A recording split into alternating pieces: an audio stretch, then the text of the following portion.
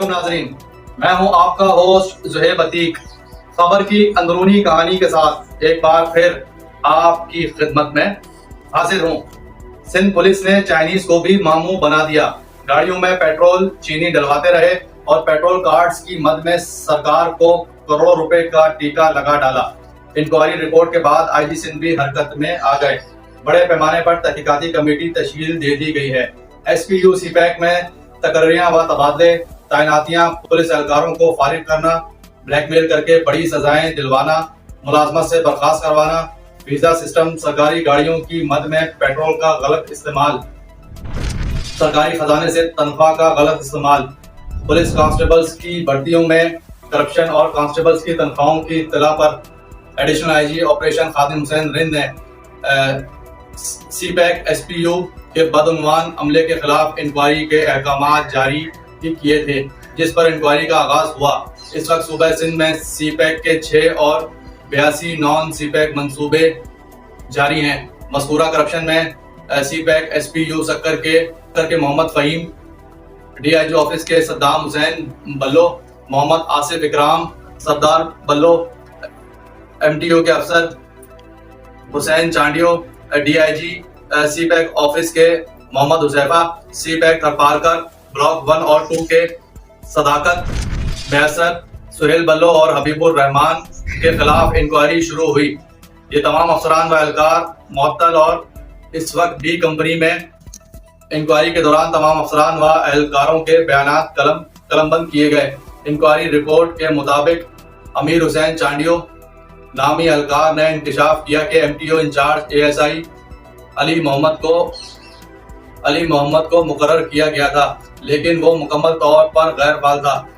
इसका कोई किरदार नहीं था। कांस्टेबल आमिर आसिफ और पीसी सद्दाम की निगरानी में तमाम मामला चल रहे थे। 19 गाड़ियों के ईंधन कार्ड इस्तेमाल होते थे, जबकि 112 सरकारी गाड़ियां ड्यूटी पर मामूर थी। 93 ईंधन कार्ड आसिफ आरेजो के पास थे।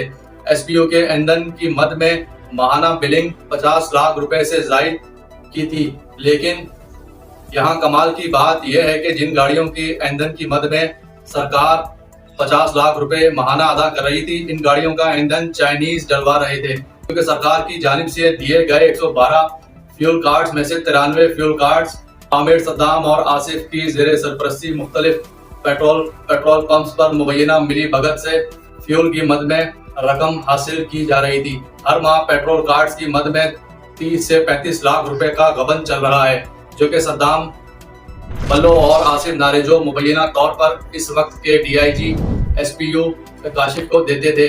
मज़कूरा सिस्टम चलाने वाले एहलकारों ने कांस्टेबल इकराम के जरिए वीजा सिस्टम भी चलाया और पुलिस एहलकारों को खांचे पर छोड़कर खूब नोट बनाया।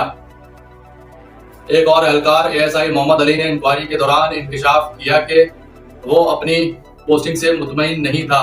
सद्दाम बल्लो ने उसे डीआईजी काशिफ के पास ले गया, लेकिन इसने कहा कि वो ईंधन चोरी का सिस्टम नहीं चला सकता, जिस पर डीआईजी अली मोहम्मद पर बरस पड़ा और इसको कहा तुम सिर्फ एमटीओ रहो, बाकी मामला अमीर चांडियो, सद्दाम बल्लो और आसिफ हैंडल करके वो तमाम मामला संभाल लेंगे। मज़कूरा धंधा 112 फ्यूल कार्ड्स पर चल रहा था, जो इनके पास मौजूद थे। इसने भी यही बयान दिया कि ईंधन चीनी पूरा करते थे और 93 कार्ड्स के जरिए जाली बिलिंग करके सरकार से लाखों रुपए वसूल करते थे। इंक्वायरी के बाद जो रिपोर्ट आला हुकाम को भेजी गई है, इसमें कहा गया है कि एहलकार जब छुट्टी की दरख्वास्त करते थे तो इनको कराची से बाहर तैनाती की धमकियां दी जाती थी। अगर कोई एहलकार छुट्टी कर जाए तो इसकी तनख्वाह काट ली जाती थी। एहलकारों को पेशी के बगैर सजाएं, जुर्माने और नोटिस भी जारी किए जाते थे।